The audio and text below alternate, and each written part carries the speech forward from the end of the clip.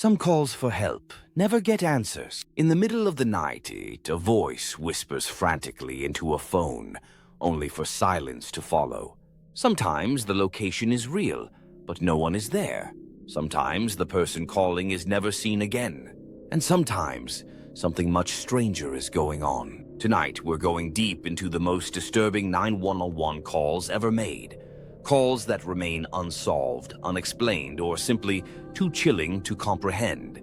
These aren't urban legends. These are real recordings, real reports, and real terror. Let's begin. Case 1. The chilling last words of Henry McCabe. In 2015, 32-year-old Henry McCabe disappeared after a night out with friends in Mounds View, Minnesota. What makes this case bone-chilling is the voicemail his wife received that night, an unintentional 2-minute recording filled with horrifying screams, groans, and strange gurgling sounds. There were no words, just pure panic and what some described as animalistic growling, like something inhuman was near him. Then the call cut off. His body was later found in a lake with no obvious signs of trauma. The coroner ruled it as drowning, but the sounds from the voicemail don't match that fate. What did Henry encounter in the darkness? Case 2. The Help Me Girl in the Woods. A 911 dispatcher in Ohio in 2013 answered a call where a girl was softly whispering, "Help me," repeatedly.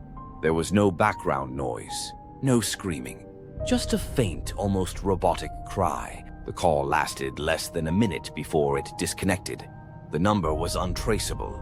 The GPS gave no exact location. Police searched wooded areas around the cell tower but found nothing.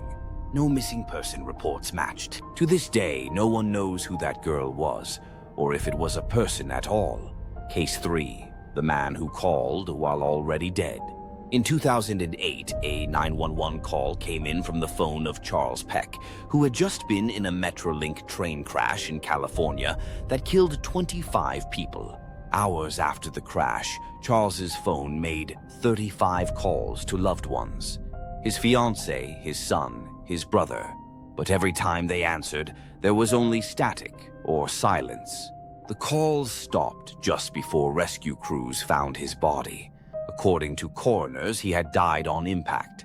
So who or what made those calls? Case 4. The 911 call from inside the closet. A terrified woman in Florida called 911 to whisper that someone had broken into her home. She locked herself in her closet and stayed on the line. For 13 minutes, she whispered updates. "They're in the hallway. They're near the door." Then silence. When police arrived, the house was empty. The back door was open, but nothing was stolen. The woman was never found. The number was disconnected when the dispatcher tried to call back. The only evidence she was ever there was that call. Case 5. The Screaming Lady of Georgia. In 1990, a call came in to Georgia authorities. The woman on the line was screaming. Not yelling, screaming in agony nonstop for 8 minutes. She never said a word. It sounded as if she was being tortured. Investigators tried to trace the call, but it was routed through a system that made it impossible. No one was ever found. No suspects, no matching missing persons. Some believe it was a prank, others aren't so sure. Many dispatchers who heard it say it haunts them to this day. Case 6, the child caller who disappeared. A 911 center in Arizona received a call from what sounded like a little boy. "Mommy and Daddy won't wake up," he said. Then he started to cry. The call was dropped before more could be asked.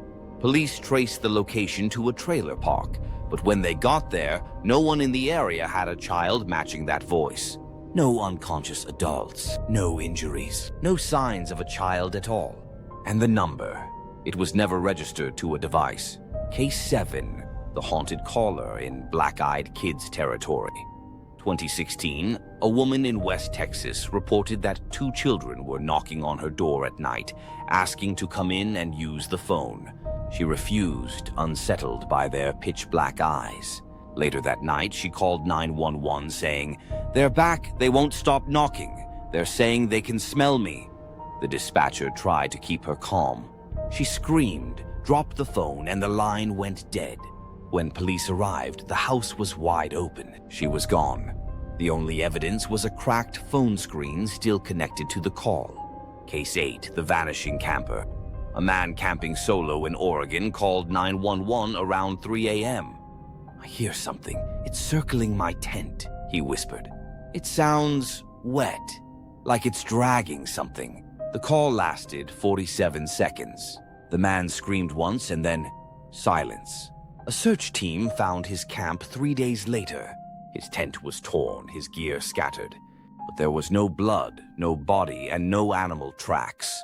Just one thing, a spiral carved into the dirt beside the fire pit.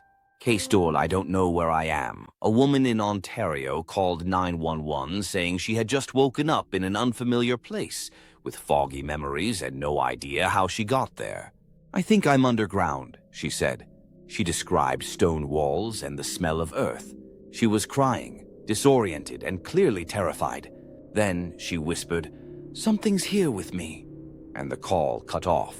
They traced the cell tower, but it spanned miles of rural land, and no entrance to any underground facility was found. The woman's identity remains unknown. Case to the laughing caller. A 911 dispatcher in Nevada picked up a call that began with giggling. Not a normal laugh, something unnerving. The voice was distorted, like it was being played on a tape loop. Then the voice said, "We're already inside." The dispatcher asked who was speaking, and the call went dead. Police were sent to the address tied to the number. It belonged to an abandoned house with no utilities connected.